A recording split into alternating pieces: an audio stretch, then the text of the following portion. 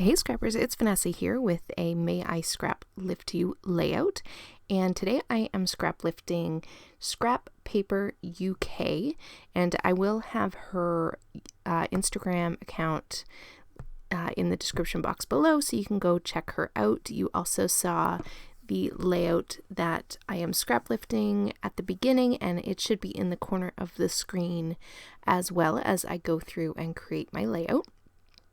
And what I really liked about this layout is that she used tons of tags, and in my How to Kill a Kit with Style for this month, which is the hip kit from April, there was a whole pattern paper that was just all tags, and so I thought this was kind of the perfect layout to cut some of those tags out and create my version of this layout. So that's what I'm going to do.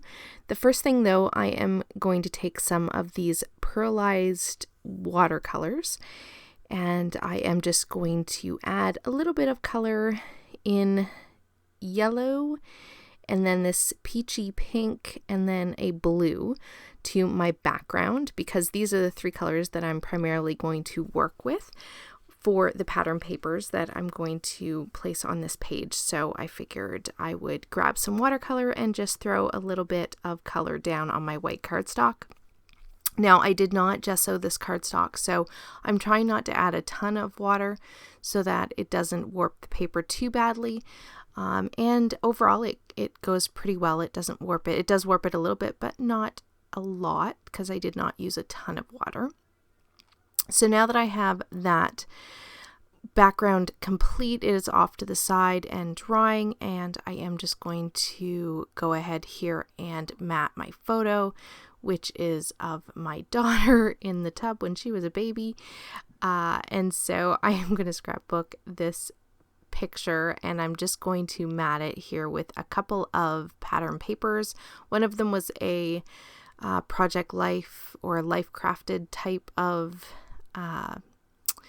pattern paper, and then I have just some other scraps here that I'm going to just layer up behind my photo and do a couple of different layers. This yellow one isn't going to span the entire back of the photo just because it's not a big enough strip, but I am just going to add a little bit so it's peeking out around the edges of the photo. So that's pretty much going to do it for my photo matting, and now I am just going to pull out all of the tags that I cut from that pattern paper, and then there were a couple in the ephemera pack that came in the kit, and so I pulled a few of those out as well. So I'm just going to layer up my tags and sort of get an idea of where they are going to go, because at this point my background is still drying. So I'm just kind of laying out how I'm envisioning the layout to come together once my background is dry. So that's what you see me doing here. I'm laying out my embellishment clusters and I'm laying out my tags. And so mine is a little bit different in that I have a strip of a branding strip that's going to go down the left side where the inspiration page does not, but overall I kept to sort of the tags, and then the title is also going to go down the side of the layout as well. So I think I keep pretty true to the original. So there you see I've gone ahead and I've glued down all of my tags, as well as I've started building that left side of the page, which is going to have a little embellishment cluster at the top. As I was working on this page, I did feel like, or it looked like in the sketch, I should say, that there was some stitching or maybe faux stitching. So I pulled out these stickers that are actually faux stitching that came in a past hip kit that were off to the side of my desk. And so I grabbed those, and I'm just going to kind of put them in two places on the layout. And this one here that you see me putting on the page here at the bottom, I ultimately end up not liking it, so I do rip it up off camera. So you'll see that in the photos at the end, that one is gone. But I did like sort of the little bit of added dimension that the that the stitching gave to the layout. So once I have the stitching down, I am just going to go back, like I said, and work on those embellishment clusters. I do glue all of that down off camera, and I did pop my photo up on some fun foam, so it does give a little bit of height to the page.